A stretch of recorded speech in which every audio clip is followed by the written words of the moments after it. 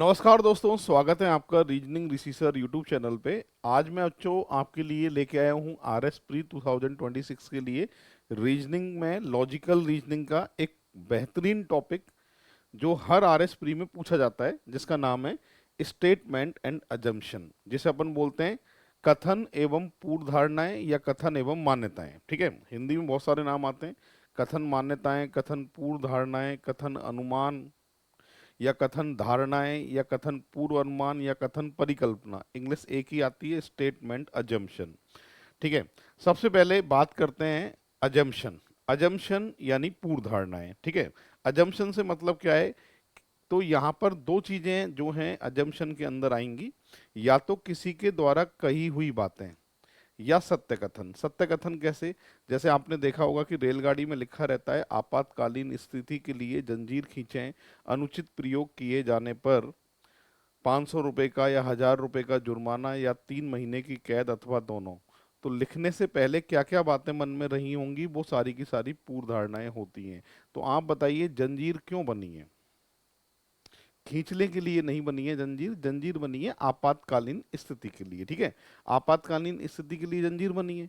और बहुत से लोग क्या करते हैं कि अपने गांव आते ही चैन को खींच देते हैं, और खेत के सामने डब्बा रुकता है तो उसके लिए जुर्माना या फिर सजा। किसी के द्वारा कही हुई बात है, जैसे मैं कह दूं आपकी पढ़ाई बहुत अच्छी चल रही है, मैंने ये बात आपसे बोली, तो इसका मतलब मेरे मन में क्या क्या है कि आप क्लास रेगुलर देख रहे हैं मेरी, जो आपको टारगेट दिया जा रहा है, जो होमवर्क दिया जा रहा है, उसको पूरा कर रहे हैं, तो आप लोगों की पढ़ाई बहुत बढ़िया चल रही है। तो किसी के द्वारा कही हुई बातें या सत्य कथन कथन में लिखे हुए आते हैं, कहने से पहले क्या क्या बातें मन में होंगी, वो सारी की सारी पूर्व धारणाएं कहलाती हैं। इसके लिए कुछ इंपॉर्टेंट पॉइंट मैंने निकाले हैं, अगर आप इनका ध्यान रखते हैं तो आर एस प्री में आपकी जो है अजम्पशन जो है गलत नहीं होगा। इन पॉइंट को एक बार हम समझते हैं और फिर एग्जाम्पल इनके हम शुरू करते हैं। ठीक है, चलिए। पहला पॉइंट क्या है? फर्स्ट नंबर पे पूरी क्लास देख लो। सबसे पहले कथन को इस दृष्टिकोण से पढ़िए कि कथन में संबंध में धारणाएं सत्य होंगी।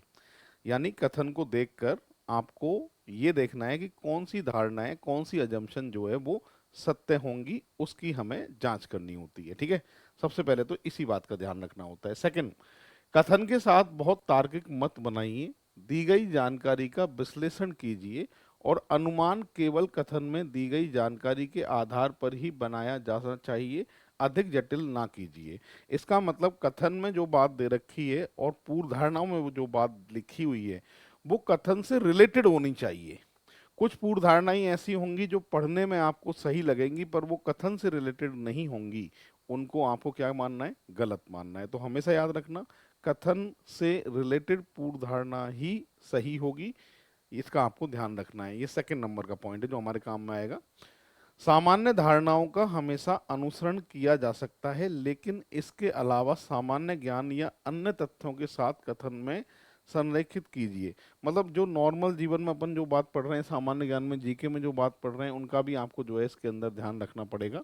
ये तीसरा पॉइंट होगा। ठीक है, फिलहाल ये महत्वपूर्ण पॉइंट है, देख लीजिए, इनसे ही पूरा चैप्टर सॉल्व होगा और इनके दम पे ही अपने आर एस प्री के सारे क्वेश्चन सही होंगे। फोर्थ नंबर की बात करते हैं, इसको भी समझते हैं। यदि आप उत्तर को समझने में असमर्थ हैं तो उन्मूलन विधि का प्रयोग कीजिए। कथन को पढ़िए, फिर विकल्प में दी गई धारणाओं को भी पढ़िए।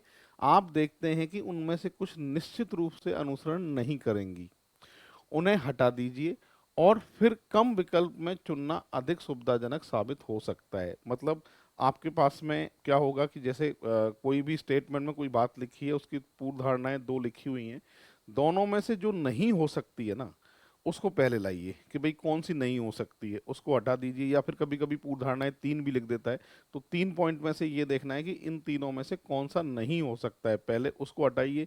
दो पूर्व धारणाओं पे जाके अगर आप रुकते हैं, तो उनमें फिर उन दोनों को ढंग से पढ़ के कथन को देखते हुए आप सही का पता कर पाएंगे। ठीक है, ये चौथा पॉइंट है जिसका आपको ध्यान रखना है। अगर आपको कोई भी एग्जाम्पल थोड़ा टफ लग रहा है, उसके लिए ये काम में करता है। ठीक है, वैसे तो नॉर्मल आते हैं, सारे के सारे हो जाते हैं, फिर भी कभी कोई लैंग्वेज ऐसी लिखी है, थोड़ी टफ लग रही है आपको, तो उसके लिए आप ऐसा करिए कि जो नहीं हो सकता है उसे हटाइए पहले, फिर 2 या 1 बचेगा, उस पर विचार करके फिर आंसर दीजिएगा, आंसर सही जाएगा आपका। लॉजिकल रीजनिंग है। लॉजिकल रीजनिंग हमेशा मांगती है टाइम। जैसे मैथ्स और रीजनिंग में क्या करते हैं, हम स्पीड बहुत बनाने की कोशिश करते हैं और जल्दी जल्दी आंसर देने की कोशिश करते हैं। आरएस प्री में बहुत काफ़ी सारा टाइम मिलता है। जल्दबाजी लॉजिकल रीजनिंग में तो आपको नहीं करनी है बच्चों। लॉजिकल रीजनिंग का मतलब ये है कि एक एग्जाम्पल को कम से कम 1 से 1.5 मिनट का टाइम आपको देना ही है, क्योंकि इसमें जो लैंग्वेज होती है ना, उस लैंग्वेज में एक ही शब्द का बहुत बड़ा महत्वपूर्ण होता है, और उसको अगर आप सीधे एक ही सांस में एक ही लाइन में पढ़ जाएंगे तो फिर जो आंसर है आपका गलत हो जाएगा। थोड़ा जिस तरीके से हम समझ समझ के कोई भी बुक पढ़ते हैं या कोई भी चैप्टर पढ़ते हैं समझ समझ के, उसी तरीके से लॉजिकल रीजनिंग वाले एग्जाम्पल को आप एक एक लाइन को थोड़ी गहराई से पढ़ते हुए जो है आंसर देंगे तो आपका आंसर जरूर सही जाएगा। ठीक है साहब। नेक्स्ट, एक बात का ध्यान रखिए कि धारणा कुछ ऐसी है जिसे लेखक सत्य मानता है। ठीक है, धारणा ऐसी होंगी जो से लेखक क्या मानेगा, सही मानेगा। इसलिए सही विकल्प चुनते समय इस विचार को भी ध्यान में रखिए कि यदि कोई विकल्प कथन का खंडन करता है तो वह धारणा अनुसरण नहीं करेगी। कहना यह चाहता है कि अगर कोई पॉजिटिव बात कथन में लिखी है तो धारणा भी पॉजिटिव वाली ही सही होगी, या कोई नेगेटिव बात अगर कथन में लिखी है तो धारणा भी नेगेटिव वाली ही सही होगी, कभी भी अपोजिट नहीं हो सकती। पॉजिटिव बात के पीछे धारणा नेगेटिव वाली सही नहीं होगी, चाहे नॉर्मल जीवन में वो बात सही क्यों ना हो।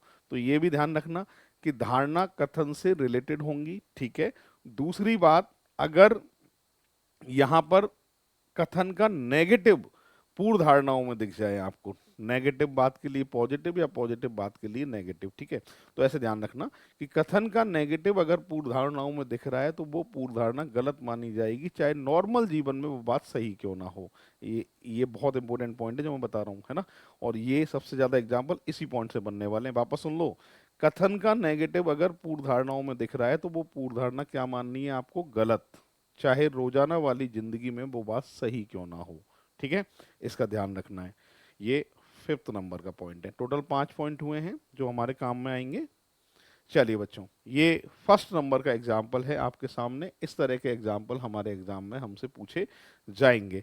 पहला एग्जाम्पल है, क्या लिख रहा है, लगभग सभी नियुक्तियों के पहले के 1 अथवा 2 वर्ष परिवीक्षा, परिवीक्षा मतलब प्रोविजन पीरियड। ठीक है भाई, जो नौकरी के आपको नौकरी मिलती है तो जो प्रोविजन पीरियड होता है 1-2 साल का, उसकी बात कर रहा है, ट्रेनिंग मान लीजिए, परिवीक्षा के होते हैं, और नौकरी का स्थायीकरण परिवीक्षा की अवधि के बाद ही होता है। ठीक है, कथन में ये बात लिखी है कि भाई नियुक्ति जब आपको नौकरी मिल जाती है तो पहले या 2 वर्ष जो है वो परिवीक्षा के होते हैं, प्रोविजन पीरियड के होते हैं, और उसके बाद में जो है आपको परमानेंट कर दिया जाता है। अब इस कथन के पीछे क्या पूर्व धारणा है, मतलब अगर आपको किसी सिलेक्टर ने सेलेक्ट किया है, मान के चलिए आप ही सिलेक्टर हैं, आपने किसी बच्चे को जॉब पे रखा है और आपने उसे प्रोविजन पीरियड पे भेज दिया है 2 साल के पे। ठीक है, तो आपके मन में क्या बात है जिससे आपने डायरेक्ट उसको नियुक्ति नहीं दी, पहले आपने उसको परिवीक्षा में भेजा, क्या पूर्व धारणाएं लिखी हुई हैं, इसके पीछे सही और गलत का हमें फैसला लेना है। तो ऐसे मान लीजिए आप ही सिलेक्टर हैं, आपने किसी को सेलेक्ट किया है और उसे 2 साल के प्रोविजन पीरियड पे भेज दिया है। ठीक है साहब, अब आपके मन में क्या क्या बातें हैं जो आपने 2 साल की ट्रेनिंग पे भेजा उसको, आपने डायरेक्ट उसको नौकरी क्यों नहीं दी। ठीक है, पहला क्या लिखा है, नियुक्ता यानी आप, ठीक है, आप सेलेक्टर हो इसलिए आप, नियोक्ता को कर्मचारी के बारे में ज्यादा पता नहीं होता है इसलिए वो जो है स्टार्टिंग में 2 साल ट्रेनिंग के लिए भेजता है। बिल्कुल, ये पूर्व धारणा सही है। क्यों सही है, क्योंकि अगर आपने किसी को सेलेक्ट कर लिया और डायरेक्ट उसे नौकरी पे भेज दिया तो आपको ये नहीं पता कि जो नौकरी आपने जिस व्यक्ति को दी है वो उस नौकरी को करने के लायक है भी क्या। क्योंकि कुछ लोग ऐसे हैं जो जिनका व्यवहार सही नहीं होता है नौकरी में, कुछ लोग ऐसे हैं जिनको जो काम दिया जा रहा है उसको वो अच्छे से नहीं करते हैं, टाइम की पंक्चुअलिटी उनके अंदर नहीं है। तो वो सारी चीजें जो है ट्रेनिंग के दौरान जो है देख कर ही फिर जो है परमानेंट करते हैं। ठीक है साहब, तो पहली बात पूर्व धारणा की बिल्कुल 100% सही है। सेकंड, नियोक्ता परिवीक्षा, नियोक्ता मतलब सिलेक्टर, आपकी बात हो रही है, आप अवधि के दौरान अधिक काम करवाना चाहते हैं इसलिए आप 2 साल के प्रोविजन पीरियड में भेजते हैं। नहीं साहब, अगर मान लो प्रोविजन पीरियड में ज्यादा काम कोई भी नियोक्ता करवा रहा है या कोई संस्था करवा रही है तो वो आपके भलाई के लिए वो काम कर रही है, क्योंकि उस जॉब पे पूरे समय आपको जो काम करना है वो आपके ट्रेनिंग में ही डिसाइड होता है। जो 2 साल की ट्रेनिंग होती है, उस जॉब में आप पूरा जो जो काम करेंगे, जिस जिस तरीके से आपको मतलब काम करना है कंपनी के लिए, संस्था के लिए, वो पूरा उस ट्रेनिंग पीरियड में होता है। तो उनकी सोच ये नहीं होती है कि आपसे ज़्यादा काम करवाना चाहते हैं इसलिए 2 साल की ट्रेनिंग के लिए आपको भेजते हैं। नहीं साहब, ये सेकंड वाली पूर्व धारणा जो है वो गलत है बच्चों। सही जो यहाँ आंसर दे के आएंगे वो कौन सा दे के आएंगे? फर्स्ट दे के आएंगे। अभी मैंने इसमें सेलेक्ट किए हैं ऑलमोस्ट 25 के अराउंड एग्जाम्पल मैंने इसमें सेलेक्ट किए हैं। अगर ये एग्जाम्पल आप देख लेते हैं, सीख लेते हैं, तो इस चैप्टर के गलत नहीं होंगे। ऐसा मत करना कि 1-2 एग्जाम्पल देखने के बाद में कि हमारे तो पूर्ण धारणा समझ में आ गई। नहीं, हर एग्जाम्पल जो मैंने लिए हैं उनमें हर में कुछ ना कुछ आपको सीखने को मिलेगा। और ये टोटल मैंने 25 टू 30 एग्जाम्पल सेलेक्ट किए हैं। इसी पैटर्न के एग्जाम्पल आपको एग्जाम में देखने को मिलेंगे। हर एग्जाम्पल में आपको सीखने को मिलेगा। ठीक है साहब, चलिए बढ़ते हैं नेक्स्ट एग्जाम्पल की तरफ। अगला एग्जाम्पल आपके सामने है सेकंड नंबर पर। क्या कह रहा है? राम श्याम से कहता है, ये आपस में राम है जो श्याम से कह रहा है, राम श्याम से कहता है मैं समय पर पहुंचने के लिए फ्लाइट पकड़ लूंगा। लैंग्वेज समझें, समय पर पहुंचने के लिए फ्लाइट पकड़ लूंगा, इसका मतलब राम श्याम से कह रहा है तो राम को समय पे पहुंचना है, यानी टाइम कम है राम के पास में, और समय से पहुंचने के लिए फ्लाइट पकड़ेगा। जाहिर सी बात है, ट्रेन और बस में टाइम ज्यादा लगता है, इसलिए फ्लाइट पकड़ के जा रहा है, क्योंकि टाइम की जो है कमी है, इस कारण से फ्लाइट में जा रहा है। ठीक है साहब, कथन समझ में आ गया हमारे। अब पूर्व धारणा की बात करते हैं बच्चों। पहला कह रहा है, इससे इस बात से पूर्व धारणा क्या है कि गंतव्य तक पहुंचने के लिए विमान द्वारा यात्रा करना सबसे तेज तरीका है। कथन को देखकर ये बात बिल्कुल क्लियर हो रही है कि मैं समय पे पहुंचने के लिए फ्लाइट पकड़ लूंगा, फ्लाइट विमान पकड़ लूंगा, इसका मतलब विमान से यात्रा करना सबसे तेज तरीका है। कथन में ये पूर्व धारणा बिल्कुल निहित है, सही है। तो यहां मैं कह सकता हूं पहली पूर्व धारणा जो है वो सही है। सेकंड पे अभी आते हैं। सेकंड में कह रहा है रेल और बस परिवहन के अन्य माध्यम हैं। अगर आपसे पूछता क्या फ्लाइट के अलावा अन्य कोई माध्यम है क्या, तो हम अपनी राय व्यक्त कर सकते थे कि सर फ्लाइट के अलावा रेल से जा सकते हैं, बस से जा सकते हैं। कथन में क्या बात लिखी है और क्या बात पूर्व धारणाओं में लिखी है, ये बहुत मायने रखती है। यहाँ पर ये नॉर्मल जीवन में बात सही है कि रेल बस परिवहन के अन्य माध्यम है, हाँ हैं, पर कथन में क्या रेल और बस के बारे में कुछ भी जिक्र चाहता था क्या आपसे? नहीं साहब, कथन में कोई ऐसी बात नहीं दे रखी थी, नॉर्मल सी बात थी। राम श्याम से कह रहा था मैं समय पर पहुंचने के लिए फ्लाइट पकड़ लूंगा। इसका मतलब एक बात समझ में आ रही है कथन को देखकर कि फ्लाइट की बात हो रही है और समय यात्रा में जो है इनको समय बचाना है। तो बस और रेल की कोई बात नहीं है। इस कारण से ये क्या माना जाएगा बच्चों? गलत, कथन से रिलेटेड नहीं है। अगर कथन से रिलेटेड कोई भी तर्क नहीं होता है तो उसको अपनी मर्जी से सही मत करिएगा, वो क्या माना जाएगा साहब? गलत माना जाएगा। सही कौन सा है बच्चों? ओनली फर्स्ट ऑप्शन की बात करें, सी ऑप्शन इसका सही आंसर होगा। ठीक है, चलिए बढ़ते हैं आगे। अगला एग्जाम्पल है, एक बार मैं एक काम करता हूँ, थोड़ा सा टाइम देता हूँ आपको, आप एक बार पढ़ो और पढ़ के एक बार कोशिश करो बेटा। ये दो पूर्व धारणाएं हैं और कौन सा ऑप्शन हो सकता है वो आप एक बार अपने मन में लाइए, फिर मैं इसको पूरा जो है अच्छे से समझाऊंगा। फिर हो सकता है आप में से काफी सारे लोगों का आंसर अभी से आना स्टार्ट हो जाए और कुछ लोगों का हो सकता है कि गलत हो जाए, तो परेशान नहीं होना है। सिखा दूंगा मैं इस चैप्टर को, बढ़िया से सिखा दूंगा और आरएस प्री में जो है आपका सही सॉल्व होगा। ठीक है, एक बार पढ़िए और ट्राई करिए, फिर मैं अभी सिखाता हूँ आपको। ठीक है, एक बार अपने हिसाब से कोशिश करेंगे सभी। जिन्होंने वीडियो लाइक नहीं किया है तो बच्चों वीडियो लाइक कर देना, शेयर कर देना, जितने भी आपके आरएस वाले ग्रुप आपने बना रखे हैं, और बच्चों को बताइएगा कि ये जो क्लास है, प्रैक्टिस क्लास है, वो आपके लिए आती रहेगी हमारी, और ये फ्री ऑफ कॉस्ट रहेगी यूट्यूब पे। और इसके अलावा रीजनिंग ऋषि सर नाम से हमारी एप्लीकेशन है, अगर आपने डाउनलोड नहीं किया है तो डाउनलोड कर लीजिएगा। मैंने आरएस प्री के हिसाब से मैथ्स रीजनिंग के free of cost test paper डाल रखे। वो टेस्ट अगर आपने दे लिए तो आपकी जो है तैयारी और बेहतरीन होने वाली है। और उन टेस्ट पेपर का सॉल्यूशन यूट्यूब पे आपको मिल जाएगा। टेस्ट का पहले टेस्ट दीजिए, टेस्ट देने के बाद में आप कौन से टेस्ट को दिया है उसकी आंसर की और रिजल्ट तो आपके मोबाइल पे आ ही जाएगा। उसके बाद में उसका सॉल्यूशन यूट्यूब पे मिल जाएगा, टेस्ट नंबर डालना, ऋषि सर डालना, और आपको उसका सॉल्यूशन मिल जाएगा। ठीक है साहब? हाँ, क्या लिखा है? विद्यालय प्रबंधन को उन विद्यार्थियों के खिलाफ सख्त कार्रवाई की घोषणा की है जो समय पर कक्षा में रिपोर्ट नहीं करते। हाँ जी, बच्चे आपने देखा होगा लेट सेट आते हैं क्लास में, लेट अधिकतर बच्चे जो है रेगुलर ही लेट आते हैं, तो उनके लिए जो है विद्यालय वाले जो हैं थोड़े स्टिक हो गए हैं कि समय पर जो कक्षा में नहीं आ रहे, उनके खिलाफ सख्त कार्रवाई की घोषणा कर दी है कि इनके लिए हम जो है एक्शन लेंगे जो विद्यार्थी रेगुलर जो है क्लास में लेट आते हैं।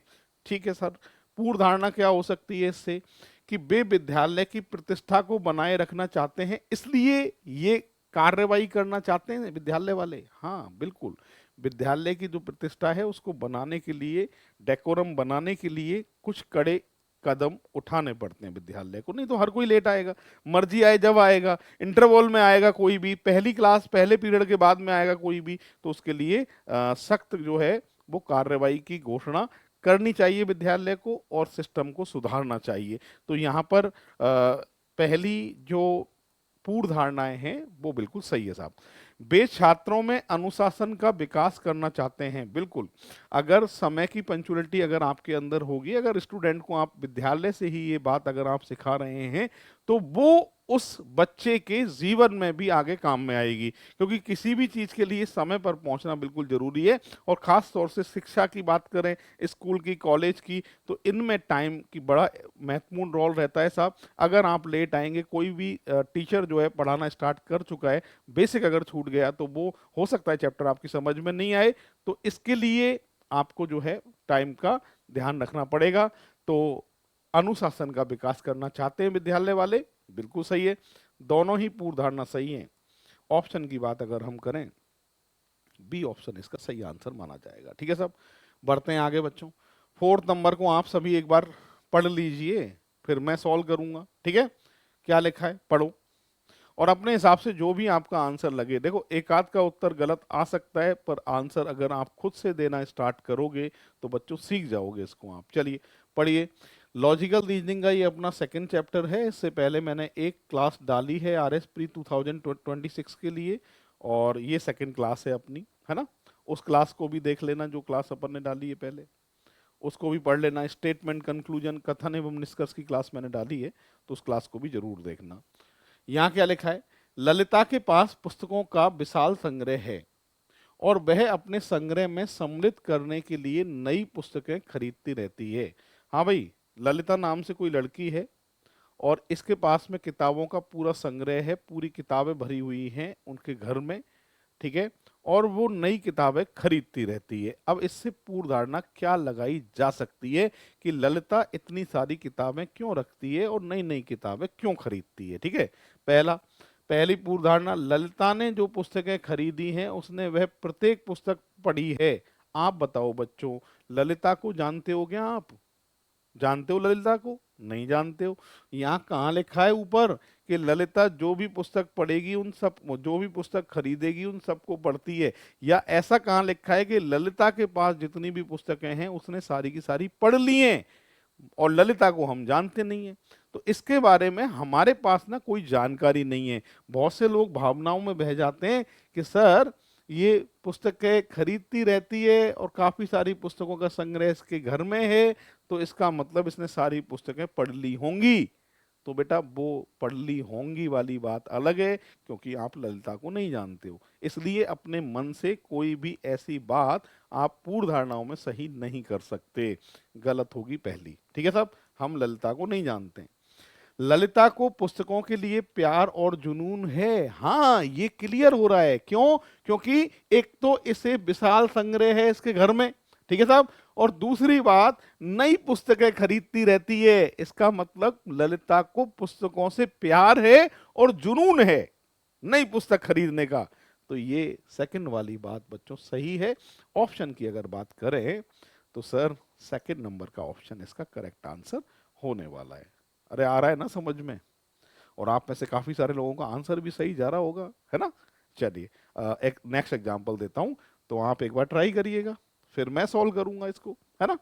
और कोई दिक्कत नहीं है, एक आध का उत्तर गलत भी जाएगा, कोई टेंशन नहीं है, प्रैक्टिस चल रही है, अभी सिखा दूंगा और सीख जाओगे आप। करो ट्राई। पांचवा,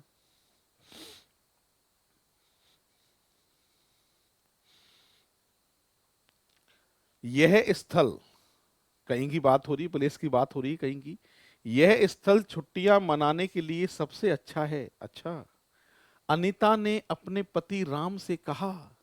भैया कोई जगह के बारे में बात कर रही है, कौन है? अनीता, और अपने पति राम से कह रही है कि ये जगह छुट्टियां मनाने के लिए बहुत अच्छी है। मान लीजिए कश्मीर की बात हो रही है, मान लीजिए मनाली की बात हो रही है, लेह लद्दाख की बात हो रही है, मान लीजिए विदेश की बात हो रही है। भाई जगह की नहीं पता है और कौन सी जगह जाना चाहती है मुझे नहीं पता है, वो तो बेटा अनीता जाने और अनीता का पति जाने। ठीक है साहब, हम क्या जानते हैं? हमारे पास जो कथन है उसमें ये पता है कि कोई जगह के बारे में अनीता कह रही है कि ये जगह जो है छुट्टियां मनाने के लिए बहुत बढ़िया है। ठीक है, अब इसी बात के पीछे पूर्व धारणा क्या लगेंगी? ठीक है साहब, यूं मत करना। बहुत से लोग यहाँ गलती कर लेते हैं कि सर छुट्टियां मनाने के लिए ठंडी जगह पे जाइए, पहाड़ों में जाइए। अरे तुमसे पूछ नहीं रहा है कहाँ जाना है ना?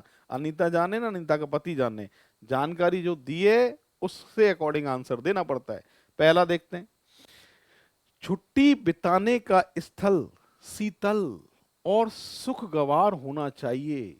हाँ भाई बताओ, पहला वाला सही है कि नहीं है? आपके मन में आएगा ऋषि सर सही बात है, होना चाहिए, शीतल होना चाहिए, खुशगवार होना चाहिए। अरे भैया तुमसे पूछ नहीं रहा है, यहाँ कथन को देखकर आंसर देना है, इसलिए पहले के बारे में साहब हमारे पास कोई जानकारी नहीं है, क्योंकि ये स्थल पता नहीं है शीतल है या खुशगवार है, या फिर रेत में घूमने गए हैं, जैसलमेर घूमने गए हैं, पहाड़ों में घूमने गए हैं। अरे ये कहाँ गए हैं मुझे नहीं पता साहब, ना आपको पता है, इसलिए पहला गलत है।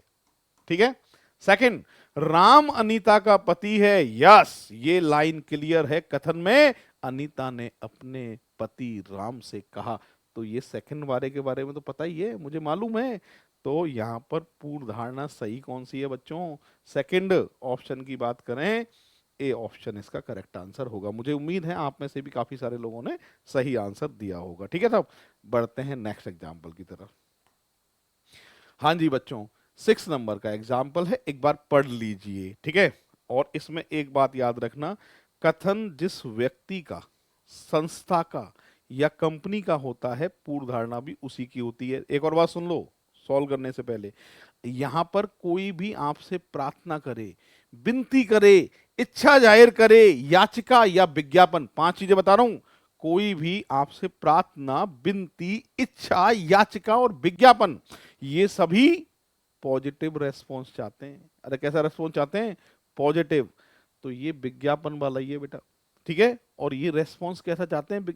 चाहे विज्ञापन देने वालों के जो प्रोडक्ट है ना, वो नकली क्यों नहीं है, मतलब उनके परिणाम घातक ही हो चाहे, पर फिर भी ये रेस्पॉन्स कैसा चाहते हैं? पॉजिटिव चाहते हैं। अरे इसमें कैसे कैसे ऐड आते हैं विज्ञापन में, डिटर्जेंट पाउडर के आ सकते हैं, क्रीम के आ सकते हैं, और सुनो हॉलीडे टूर का पैकेज आता है ना, इस तरह के विज्ञापन आते हैं, टीवी, घड़ी, इनके विज्ञापन आते हैं।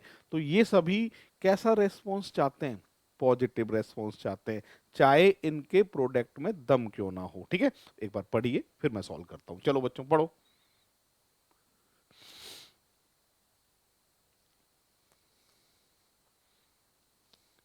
यह डिटर्जेंट अन्य डिटर्जेंट्स की तुलना में बेहतर साफ करता है। हाँ जी, कथन में ये बात लिख दी, कोई डिटर्जेंट कंपनी है जो कह रही है कि यह डिटर्जेंट अन्य डिटर्जेंट, सबकी तुलना हो गई बेटा, अन्य की तुलना में बेहतर साफ करती है। और मैंने कहा था कि अगर विज्ञापन है तो रेस्पॉन्स कैसा है? पॉजिटिव।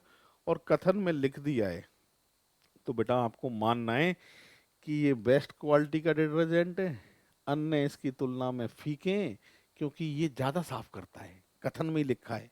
ठीक है, आइए पूर्व धारणा है, बाजार में अन्य डिटर्जेंट भी उपलब्ध हैं। हाँ हैं, कोई अकेला यही थोड़ना है, तुलना हो भी रही है, तो ये बात तो सही है, पहली सही है।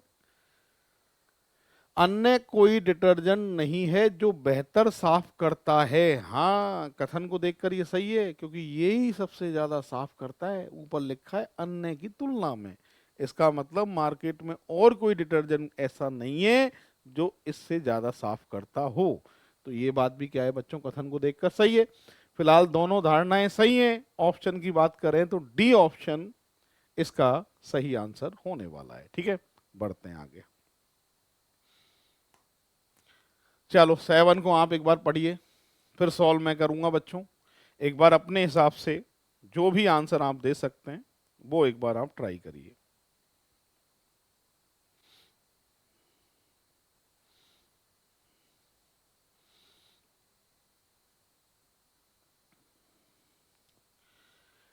शहर के लोगों की एक बड़ी संख्या मलेरिया रोगों से पीड़ित होने का पता चला है। हाँ जी, कोई शहर है, उसमें बड़ी संख्या में लोग मलेरिया पीड़ित हो गए। ठीक है, और अच्छा, ये बच्चों गलती से एक्शन आ गया है एग्जाम्पल कोर्स ऑफ एक्शन का, कार्यवाही का। हालांकि मैं पढ़ा जो रहा हूँ वो अजम्पशन पढ़ा रहा हूँ, पर ये एग्जाम्पल आ गया है। हालांकि कार्रवाई की क्लास, कोर्स ऑफ एक्शन की क्लास अलग से आएगी आपके लिए, पर कोई दिक्कत नहीं है, आ गया है तो हम इसको भी समझ लेते हैं। कोर्स ऑफ एक्शन के बारे में थोड़ा सा बताता हूँ, और जब मैं क्लास लाऊंगा इसकी तब और समझाऊंगा। फिलहाल ये एग्जाम्पल तो सॉल्व करते हैं हम, है ना। सुनो, कोर्स ऑफ एक्शन में क्या होता है कि कथन में या तो कोई घटना के बारे में जिक्र होगा, कोई भी घटना, जैसे दो ट्रेनें आपस में टकरा गई, या कोई समस्या, बाढ़ आ गई, भूकंप आ गया, नया पुल बनाया था गिर गया, समस्या। या फिर बीमारी, बीमारी कौन कौन सी, मलेरिया, डेंगू, चिकनगुनिया, कोरोना, तीन चीजें आती हैं कोर्स ऑफ एक्शन में। कथन में या तो किसी घटना के बारे में जिक्र होगा, या किसी समस्या के बारे में जिक्र होगा, या किसी बीमारी के बारे में जिक्र होगा। ठीक है, कार्रवाई का मतलब होता है किसी भी चीज के लिए राहत पहुंचाना या सुधार करना, वो कार्रवाई होती है। तो कथन में या तो कोई घटना आएगी फिक्स है, या बीमारी आएगी, या कोई समस्या आएगी साहब। ठीक है, उसके नीचे उसकी कार्रवाई लिखी होंगी, और हमें पता करना है कि इस घटना, बीमारी या समस्या के लिए कौन सी कार्रवाई सही है और कौन सी गलत है। ये होती है कार्रवाई। फिलहाल इसके कुछ पॉइंट होते हैं, वो मैं क्लास जब लाऊंगा तब इसके बेसिक के साथ में इसके रूल जो जितने भी हैं वो सारे के सारे डिस्कस करेंगे। अभी फिलहाल इसको हम सॉल्व कर लेते हैं। मैं दोबारा पढ़ता हूँ कथन को। शहर के लोगों की एक बड़ी संख्या का मलेरिया रोगों से पीड़ित होने का पता चला है। मान के चलिए ये आपके इलाके की घटना है, जहां आप रहते हैं, थोड़ी देर को मान लीजिए, जहां आप रहते हैं वहां 2 किलोमीटर की रेंज में मलेरिया पीड़ित लोगों की संख्या बढ़ गई है। ठीक है साहब, अब ऐसी स्थिति में सरकार की क्या कार्रवाई होनी चाहिए।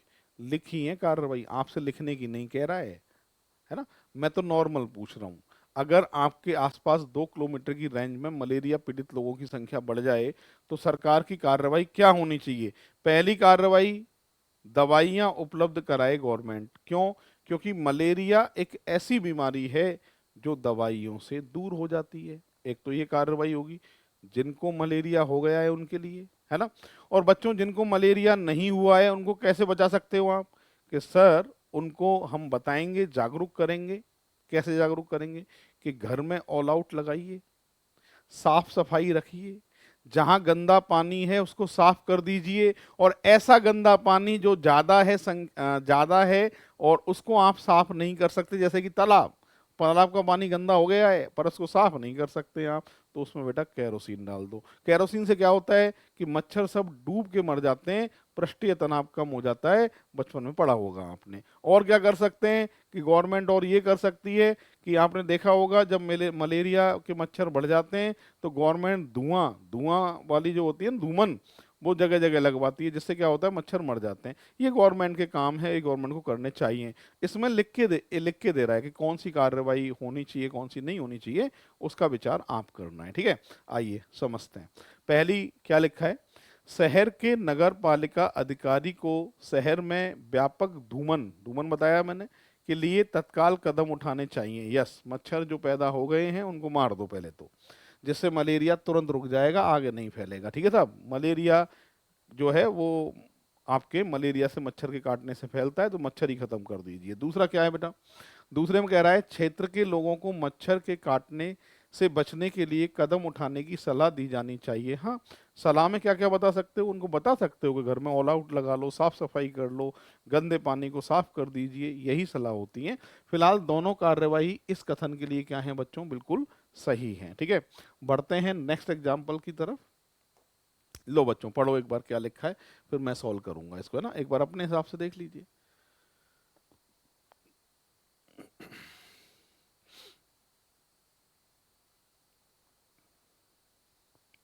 यहां पर कह रहा है वर्तमान स्थिति को बेहतर बनाए रखने के लिए हमारे संस्थान के सभी कार्यों को कंप्यूटरीकृत करना एक आवश्यक बन गई है। ओके, कोई संस्था थी यहाँ पे जो है कंप्यूटर का काम नहीं होता था, लेखा जोखा जो से रजिस्टरों में पहले चलता था वैसे ही चलता था। अब ये संस्था कह रही है कि, क्या कह रही है देख लो, स्थिति को बनाए रखने के लिए, वर्तमान स्थिति को बनाए रखने के लिए, मतलब मजबूरी है अब तो करना ही पड़ेगा, हमारे संस्था के सभी कार्यों को कंप्यूटरीकृत करना आवश्यक है। ठीक है, इस बात से पूर्व धारणा क्या लगेंगी, पहला चेक करते हैं बच्चों। जब तक कंप्यूटरीकृत नहीं किया जाता संस्थान दौड़ में पिछड़ जाएगा। हाँ, हालात ऐसे ही हैं, स्थिति, वर्तमान स्थिति को बनाए रखने के लिए अगर कंप्यूटर नहीं लाए, कंप्यूटर पर वर्क करना स्टार्ट नहीं किया तो पिछड़ जाएंगे। तो ये पूर्व धारणा सही है, कथन में भी यही कहना चाहता था। संस्थान के कार्य इतने जटिल हैं कि उन्हें मैनुअल रूप से संभालना बहुत कठिन है। जब तक संभालना था मैनुअल रूप से रजिस्टर रजिस्टर के रूप में एंट्री करके, तब तक संभाल लिया, अब बेटा बहुत कठिन है। तो कथन में भी तो यही कहना चाहता था। तो दोनों ही पूर्व धारणा क्या है सब, सही है। ऑप्शन की बात करें, डी ऑप्शन आपको इसका सही आंसर देना है। अरे आ रहा है ना समझ में, ठीक है। वीडियो को लाइक जरूर कर देना, और देखो मैं अभी भी कह रहा हूँ जितने ग्रुप हैं उन सभी में शेयर कर देना। रीजनिंग ऋषि सर नाम से एप्लीकेशन है, डाउनलोड कर लेना। चलो नेक्स्ट, ये अगला एग्जाम्पल है बच्चों, पढ़ो एक बार क्या लिखा है।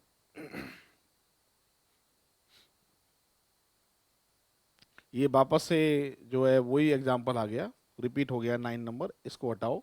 इसमें मैंने बताया था कि पहला भी सही है और दूसरा भी सही है, गलती से ये रिपीट हो गया है। कोर्स ऑफ एक्शन वाला एग्जाम्पल था और दोनों ही सही थे, और ऐसा ऑप्शन कौन सा था, ए ऑप्शन है। चलो इसको ट्राई करो, 10 नंबर को ट्राई करो पूरी क्लास एक बार पढ़ लो आप सभी क्या लिखा है, फिर सॉल्व मैं करूंगा, ठीक है। और कमेंट बॉक्स में भी आप जवाब दीजिए कि आपकी मैथ की क्लास भी मनीष गुप्ता सर की RS प्री के लिए लगवानी है हमको। अगर आप चाहते हैं लगवानी है तो कमेंट बॉक्स में लिखिएगा, और पहले कौन कौन से टॉपिक की क्लास लगवानी है वो भी आप बता दीजिएगा। तो उनकी जो फ्री क्लास है प्रैक्टिस के हिसाब से मैथ की, वो मैं आपकी लगवा दूंगा। आप टॉपिक का नाम बताएंगे कि सर ये टॉपिक की क्लास हमारी मैथ की लगवा दीजिए, तो फ्री ऑफ कॉस्ट आपको रीजनिंग ऋषि सर यूट्यूब चैनल पे मिल जाएगी। सर बहुत अच्छा पढ़ाते हैं, आप उनकी क्लास लेंगे तो आपको अंतर समझ में आ जाएगा। चलिए क्या लिखा है, राष्ट्रीय द्वितीयगामी मार्ग ए सबसे चौड़ा द्वितीयगामी मार्ग है और कुछ लोग इसका इस्तेमाल करते हैं। जब लोग कोई खाली और चौड़ी सड़क देखते हैं तब वे तेज गति से वाहन चलाते हैं जिससे दुर्घटनाएं होती हैं। ठीक है, अब इससे पूर्व धारणा क्या लगेंगी वो पूछ रहा है। पहले की बात करते हैं बच्चों, सभी दुर्घटनाएं अत्यधिक गति के कारण होती हैं। सभी दुर्घटनाएं, क्या सभी दुर्घटनाएं होती हैं क्या अत्यधिक गति के कारण, आपसे पूछता हूं। हाँ अधिकतर होती हैं, पर सभी होती हैं ये गलत है। अरे कुछ लोग ऐसे भी हैं जब पूरी रात गाड़ी चला रहे हैं, नींद की झपकी आ जाती है तब भी दुर्घटना हो जाती है। दूसरा दुर्घटना का कारण होता है आपके अल्कोहल, नशीले पदार्थ का उपयोग करके गाड़ी चला रहे हैं, तो स्पीड ज़्यादा है कम है एक्सीडेंट हो जाएगा। तो केवल एक ही कारण नहीं है तेज स्पीड वाला, और भी कारण हो सकते हैं। हाँ अधिकतर दुर्घटनाएं तेज गति से ही होती हैं, ये अलग बात है, ठीक है। फिलहाल सभी नहीं होती हैं, ये पहला गलत हो गया। तेज गति से दुर्घटना का खतरा बढ़ जाता है, यस सर ये बात बिल्कुल सही है, ज्यादा तेज गति से वाहन चलाओगे तो दुर्घटना का खतरा बना रहता है। तो सही कौन सा है बच्चों, सी ऑप्शन। सी ऑप्शन जो है इसका करेक्ट आंसर होने वाला है। बढ़ते हैं आगे नेक्स्ट एग्जाम्पल की तरफ। चलो एक बार पढ़ लो आप, है ना, फिर मैं सॉल्व करता हूँ। एक बार पढ़ने को टाइम दे रहा हूँ क्योंकि आपकी प्रैक्टिस हो जाए इसलिए। तो आप एक बार पढ़िए और फिर हम इसको जो है सॉल्व करेंगे, ठीक है।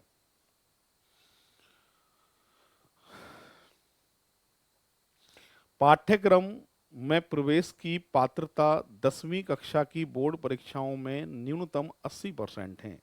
ठीक है साहब, हालांकि जो विद्यार्थी इस वर्ष 10वीं की बोर्ड की परीक्षा में शामिल हुए हैं वे भी आवेदन कर सकते हैं। कथन समझ में आ रहा है तुम्हारे?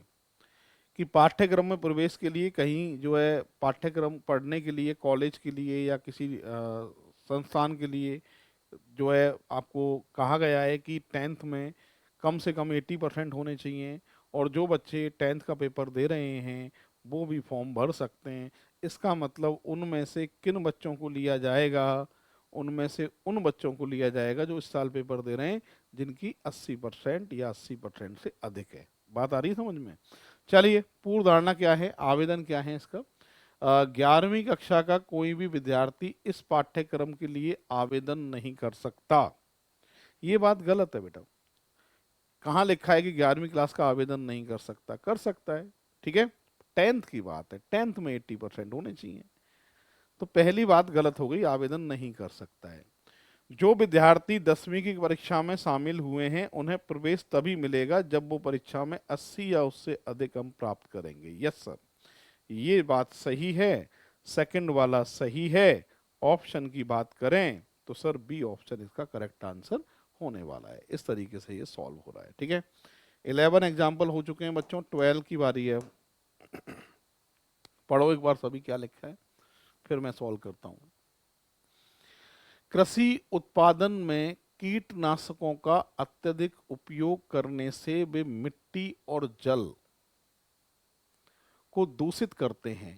कीटनाशकों का अत्यधिक प्रयोग करने पर एक तो मिट्टी खराब हो जाती है, साथ के साथ जल भी दूषित हो जाता है, ठीक है।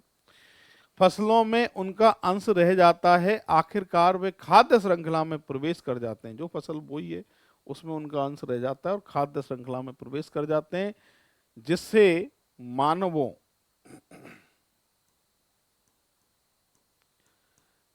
मानवों के लिए खतरा पैदा हो जाता है, ठीक है साहब। तो कीटनाशक का अत्यधिक प्रयोग करने से जल दूषित हो जाता है, जमीन खराब हो जाती है, जो फसल बो रहे हैं उसमें उसका कुछ अंश रह जाता है, जिससे पूरी की पूरी मानव के लिए खतरा जो है वो पैदा हो जाता है, ठीक है। पूर्व धारणा क्या रहेगी, इससे अनुमान क्या रहेगा? कृषि उत्पादन में कीटनाशकों का अत्यधिक उपयोग किया जाना लोगों के लिए अच्छा नहीं है। बिल्कुल सही बात है, ये तो कह रहा है। कृषि उत्पादन में कीटनाशकों का अत्यधिक उपयोग करने से जल पर बुरा प्रभाव पड़ सकता है। जल पर बुरा प्रभाव। यस सर, ये बात भी क्या है, सही है। दोनों बातें क्या हैं, सही हैं। हाँ जी, तो फिलहाल इसके दोनों सही हैं। अब बढ़ते हैं नेक्स्ट एग्जाम्पल की तरफ। अगला एग्जाम्पल क्या कह रहा है देखिए, आप एक बार पढ़ लीजिए। 13 नंबर का एग्जाम्पल है, उसके बाद हम इस पर चर्चा करेंगे, है ना। पढ़िए एक बार क्या लिखा है। पूरे परिवार के लिए स्वास्थ्यवर्धक खाना पकाने के लिए तेल, तेल की बात हो रही है बेटा, एक विज्ञापन में दर्शाया गया है। विज्ञापन के बारे में बताया था कि ये सभी कैसा रेस्पॉन्स चाहते हैं विज्ञापन देने वाले? पॉजिटिव रेस्पॉन्स चाहते हैं, याद है ना आपको, ठीक है। पढ़ते हैं अवधारणाएं क्या हैं इससे। बाजार में खाना पकाने के अन्य तेल भी उपलब्ध हैं। हाँ, ये बात सही है, कोई अकेला यही तेल की कंपनी थोड़ना है, और भी तेल आ रहे हैं मार्केट में। तो ये वाली बात क्या है सर, सही है पहली तो। किसी भी व्यक्ति के लिए परिवार का स्वास्थ्य प्राथमिकता होती है। बिल्कुल, स्वास्थ्यवर्धक की बात हो रही है, परिवार के लिए खाना पकाने के लिए तेल। तो ये वाली बात भी क्या है, सही है। दोनों ही पूर्व धारणा सही होंगी। ऑप्शन की बात करें, बी ऑप्शन इसका करेक्ट आंसर आएगा। बढ़ते हैं आगे नेक्स्ट एग्जाम्पल की तरफ।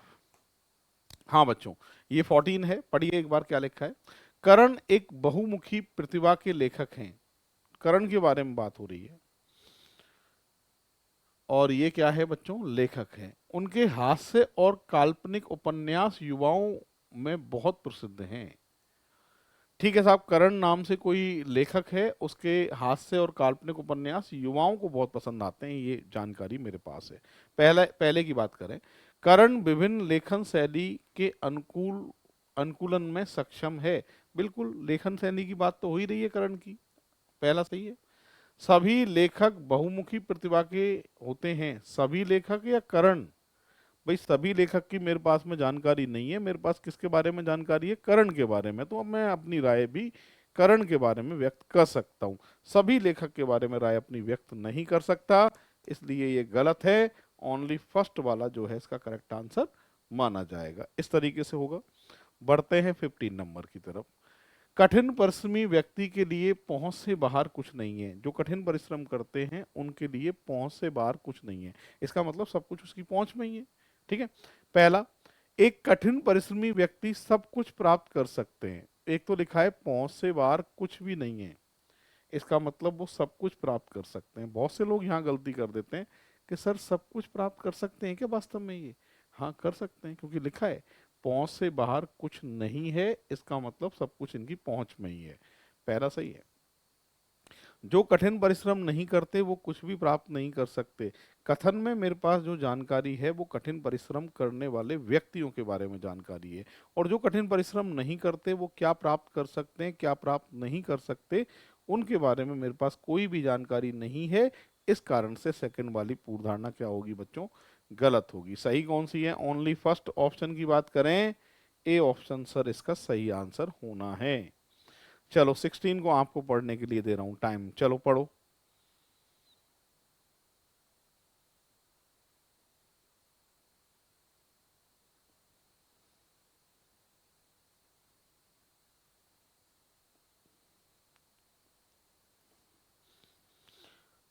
कथन को देखकर आंसर देना है।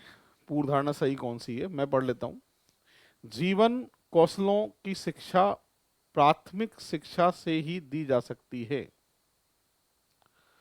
जीवन कौशलों की शिक्षा, जीवन कौशल की शिक्षा जो है प्राथमिक शिक्षा, प्राइमरी जो है वो एजुकेशन की बात हो रही है, दी जा सकती है। मतलब बचपन में जो बच्चों को सिखाया जाता है वही सिखाना बच्चों के लिए महत्वपूर्ण होता है, और उसके लिए जो है जीवन कौशलों में वो सारी चीजें जो है वो उनके काम में आती हैं।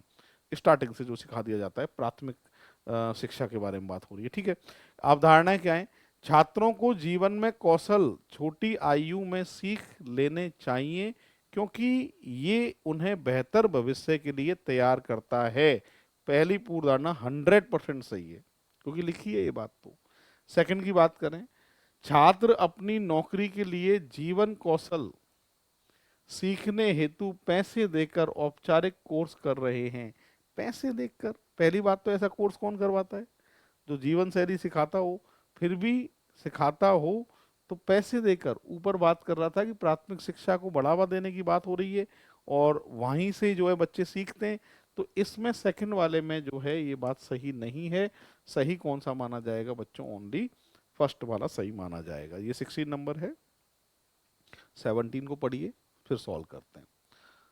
17 की बात हो रही है, क्या कह रहा है देखिए। भारत में बड़े शहरों ने देश के ग्रामीण हिस्सों में प्रवासी आबादी को आकर्षित किया है।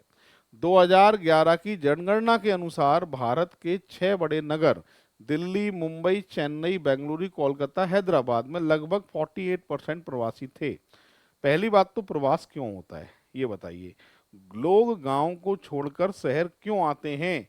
कि सर रोजगार के लिए आते हैं।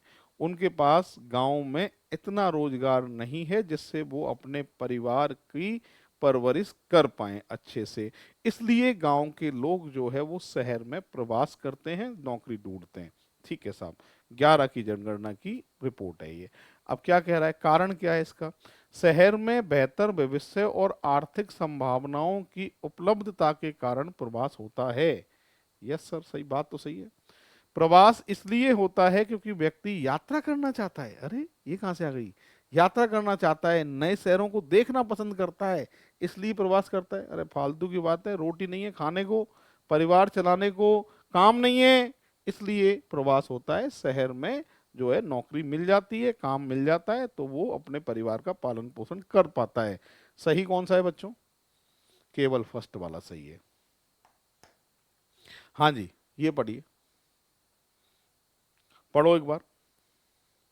पेट्रोल डीजल जो बढ़ता है वो कच्चे तेल की कीमत पे निर्भर करता है। पर बैरल कितने रुपए चल रहा है, बढ़ा हुआ है तो पेट्रोल डीजल बढ़ जाएगा, घटा हुआ है तो घट जाएगा।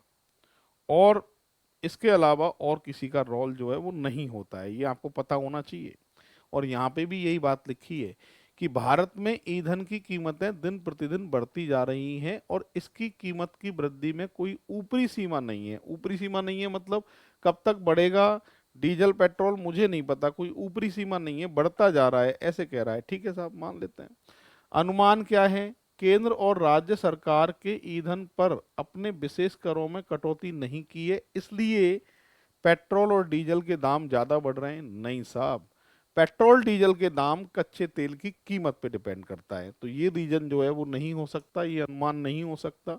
सेकंड, अंतरराष्ट्रीय बाजार में महंगाई का प्रभाव ईंधन की बढ़ती कीमतों के लिए उत्तरदायी है। बढ़ता हुआ उत्तरदायी महंगाई नहीं, कोई फर्क नहीं पड़ता महंगाई से, फर्क पड़ता है कच्चे तेल की कीमत पे, उसी पे डिपेंड करती है कीमतें। ठीक है, दोनों गलत हैं, ना तो फर्स्ट है और ना ही बच्चों सेकंड है। इस तरीके से जो है ये सॉल्व होगा। चलो आप नेक्स्ट एग्जांपल को ट्राई करो। ये 18 हुआ है, 19 को एक बार पढ़ो फिर मैं सॉल्व करता हूं। ठीक है,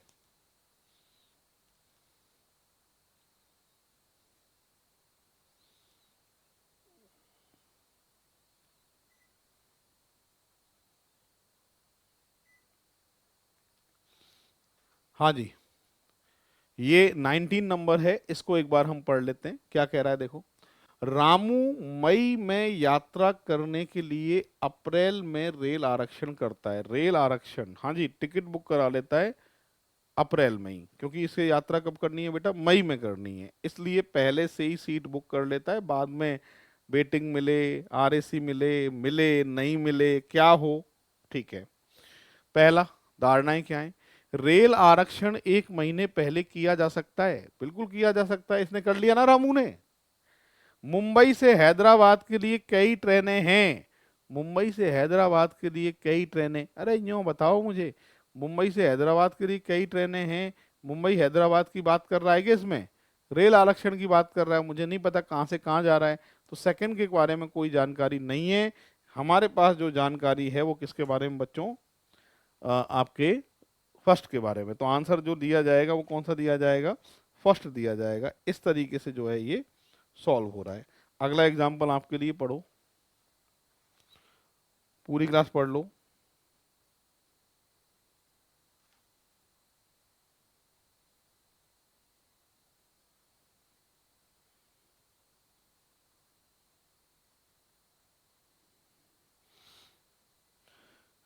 वीडियो जिन्होंने लाइक नहीं किया है, वीडियो लाइक कर दीजिए, शेयर कर दीजिए। हाँ जी, कथन क्या कह रहा है सुनो। एक्स ने वाई से कहा कि मैं पुरुषों को सुंदर बनाने वाली क्रीम के विज्ञापन के प्रभाव पर सर्वेक्षण करना चाहता हूं। अच्छा, ऐसी कोई क्रीम आती है कि पुरुषों को सुंदर बना दे? अरे बताओ बच्चों, तुम्हें तो पता होगा, मान लेते आती होगी और आती है ना। ये एक विज्ञापन है और विज्ञापन रेस्पॉन्स कैसा चाहता है? पॉजिटिव चाहता है। ठीक है, एक्स ने वाई से कहा मैं पुरुषों को सुंदर बनाने वाली क्रीम के विज्ञापन के प्रभाव पर सर्वेक्षण करना चाहता हूं। अवधारणाएं क्या है? पुरुषों को सुंदर बनाने वाली क्रीम के विज्ञापन का प्रभाव सर्वेक्षण के माध्यम से पता लगाया जा सकता है, इसीलिए सर्वेक्षण करना चाहता है। सही है पहला। एक्स ऐसे सर्वेक्षण करने के लिए कौशल और क्षमता रखता है, बिल्कुल, जब भी तो कर रहा है सर्वेक्षण। दोनों बात क्या है बच्चों? सही है।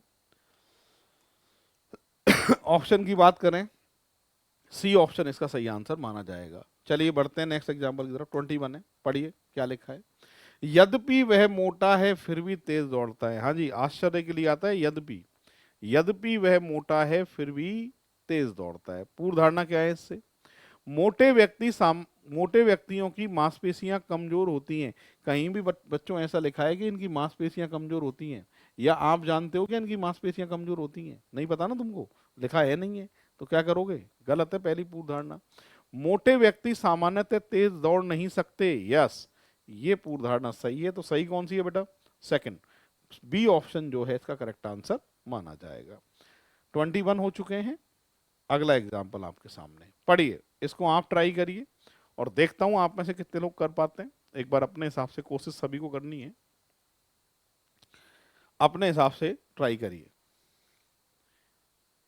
मेज पर रखा कॉफी का कप बहुत गर्म है। अच्छा जी, मेज पर कोई कॉफी का कप है और बहुत गर्म है, और सुनो इस कप में क्या है ये तुम्हें पता नहीं है ना। पहला, कप में चाय है, जानते हो क्या लिखा है? क्या जानकारी है क्या? अच्छा, कॉफी के बारे में जानकारी है कि मेज पर कॉफी का कप बहुत गर्म है, इसका मतलब कप में कॉफी है, चाय नहीं है। ठीक है, और यहाँ किसकी बात हो रही है? चाय की बात हो रही है। ठीक है साहब। सेकंड, कप टेबल पर है, हाँ ये पता है मुझे, लिखा है ऊपर, मेज पर रखा कॉफी का कप। सेकंड वाला सही है। ऑप्शन की बात करें, सी ऑप्शन सही आंसर होगा। बढ़ते हैं नेक्स्ट एग्जाम्पल की तरफ। अगला एग्जाम्पल है, पढ़िए, पूरी क्लास पढ़ो एक बार, ट्राई करेंगे।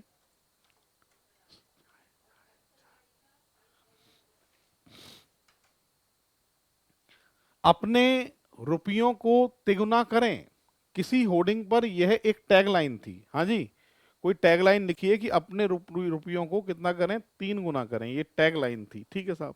अब इससे धारणाएं क्या है? आश्वासन भरोसा मंद नहीं है, लोग तेजी से पैसा कमाना चाहते हैं, ये बात तो समझ में आ रही है, पर ये बात जो है वो क्लियर नहीं है। सही कौन सा माना जाएगा? ओनली सेकंड, बी ऑप्शन इसका करेक्ट आंसर होगा। पूरी क्लास देख लीजिए, इस तरीके से ये सॉल्व होगा। बढ़ते हैं नेक्स्ट एग्जाम्पल की तरफ। अगला एग्जाम्पल आपके सामने है, ये पढ़ो एक बार, क्या लिखा है। भारत में अधिकांश संस्थाओं ने परीक्षा की ऑनलाइन पद्धति अपना ली है, अधिकांश ने अपना ली है। ठीक है, हो सकता है भारत के सभी परीक्षार्थी कंप्यूटर में दक्ष हों। एक तो बात याद रखना, ये हो सकता वाली बात जब भी पूर्व धारणाओं में आ जाती है तो ये सही मानी जाती है। ये गलत कब हो सकती है? जब कथन से रिलेटेड ना हो, या कथन का नेगेटिव के साथ हो सकता है आ रहा है तो ही गलत होगा, नहीं तो हर कंडीशन में हो सकता है सही होगा। पहला सही है बच्चों। सेकंड, परीक्षा की ऑनलाइन पद्धति अधिक योग्य लोगों के चयन में मदद मदद करती है। अधिक योग्य से मतलब पढ़ाई से नहीं है। जैसे मान लो मैं आप में से 2 लोगों को क्लास में खड़ा करता हूँ, एक बच्चा केवल जो है ऑफलाइन परीक्षा देना जानता है और एक बच्चा ऑफलाइन ऑनलाइन दोनों परीक्षा देना जानता है, तो नॉलेज के मामले में ज़्यादा बेहतर कौन सा है? जिसको दोनों परीक्षाएं देनी आती हैं। क्यों? क्योंकि उसको एक कंप्यूटर की नॉलेज एक एक्स्ट्रा है। तो अधिक योग्य लोगों का मतलब नॉलेज की बात है। तो यहाँ पर दोनों बातें क्या हैं बच्चों? सही हैं। ऑप्शन की बात करें तो फर्स्ट और सेकंड दोनों सही मानी जाएंगी, ए ऑप्शन करेक्ट आंसर होगा। इसको एक बार पढ़िए पूरी क्लास, क्या लिखा है, फिर सॉल्व मैं करूंगा।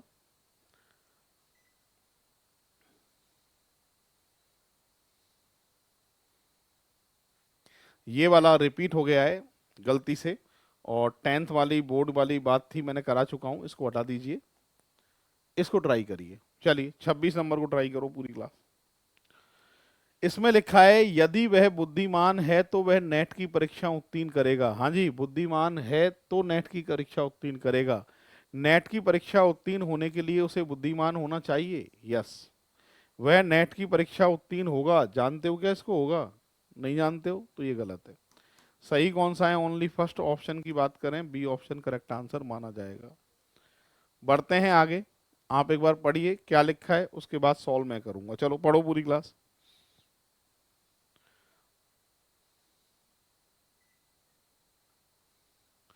प्रतियोगी परीक्षाओं में रमेश के अविश्वसनीय परिणाम के बारे में सुनने के बाद सुरेश ने क्रिटिकल रीजनिंग का अभ्यास शुरू कर दिया है। हाँ जी, ये दोस्त है बेटा, रमेश का परिणाम बहुत बेहतरीन रहा है और उसको सुनने के बाद सुरेश ने क्रिटिकल रीजनिंग पढ़ना स्टार्ट कर दिया है। तो इसका मतलब एक बात क्लियर हो रही है कि क्रिटिकल रीजनिंग के क्वेश्चन ज़्यादा आते हैं।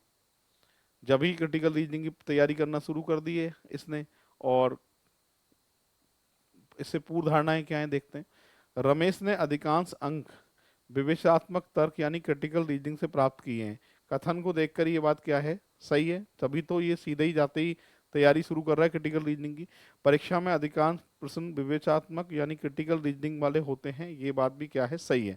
दोनों बातें फिलहाल सही हैं। ऑप्शन की बात करें तो सी ऑप्शन जो है इसका करेक्ट आंसर माना जाएगा। इस तरीके से सॉल्व हो रहा है। बढ़ते हैं बच्चों आगे, नेक्स्ट एग्जाम्पल है। 18 वर्ष से ऊपर उम्र के सभी बेरोजगार भारतीय युवाओं को बेरोजगारी भत्ता दिया जाना चाहिए। 18 वर्ष से सभी ऊपर युवाओं को, ये कोई राय है किसी की? जैसे मान लो मैंने आपसे ये बात बोली कि गवर्नमेंट को 18 साल से ऊपर के सभी बच्चों को बेरोजगारी भत्ता दिया जाना चाहिए, ये किसी ने अपनी राय व्यक्त की है।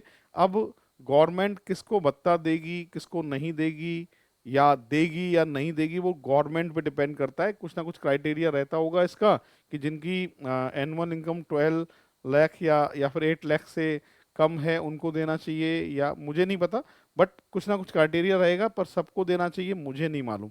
ये तो कोई अपनी राय व्यक्त कर रहा है, कोई व्यक्ति बोल रहा है कि 18 वर्ष से ऊपर सभी उम्र के सभी बेरोजगार भारतीय युवाओं को बेरोजगारी भत्ता दिया जाना चाहिए। अब वो डिपेंड गवर्नमेंट पे करता है। मान्यताएं क्या है?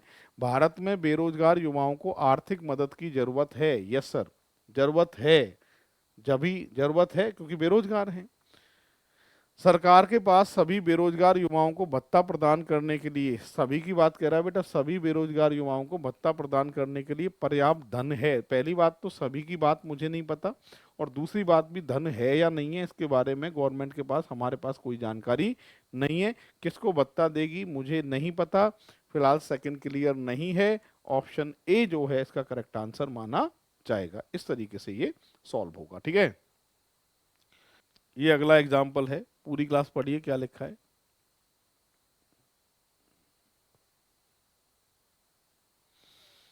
मिट्टी के पोषक तत्वों की पूर्ति के क्रम में यह आवश्यक है कि प्रत्येक दूसरी ऋतु के अलग प्रकार की फसलों को उगाना चाहिए। प्रत्येक दूसरी अलग प्रकार की फसलों को उगाना चाहिए। क्यों उगाएं भाई? अवधारणा है एक फसल उसी खेत से कभी भी दूसरी बार नहीं उगाई जा सकती। अरे फालतू बात है ये। सेकंड, यदि लगातार ऋतु अलग प्रकार की फसलें उगाई जाती हैं तो मिट्टी में किसी भी प्रकार के अतिरिक्त पोषक तत्वों जैसा खाद को मिलाने की बिल्कुल भी आवश्यकता नहीं रहती है। नहीं, ये बात भी गलत है भाई, ऐसा कुछ नहीं है ना। फसल तो उगा सकते हैं हम। ना तो फर्स्ट आएगा ना सेकंड आएगा, डी ऑप्शन जो है इसका करेक्ट आंसर आएगा। पूरी क्लास एक बार देख लीजिए। ये नंबर है 30। फिलहाल ये चैप्टर आज स्टेटमेंट अजम्पशन पूरा हो चुका है, और आरएस प्री के लिए नेक्स्ट क्लास नेक्स्ट टॉपिक की बहुत जल्दी आने वाली है। बने रहिएगा, चैनल को सब्सक्राइब कर लीजिएगा। जय हिंद, जय भारत, राम राम साहब।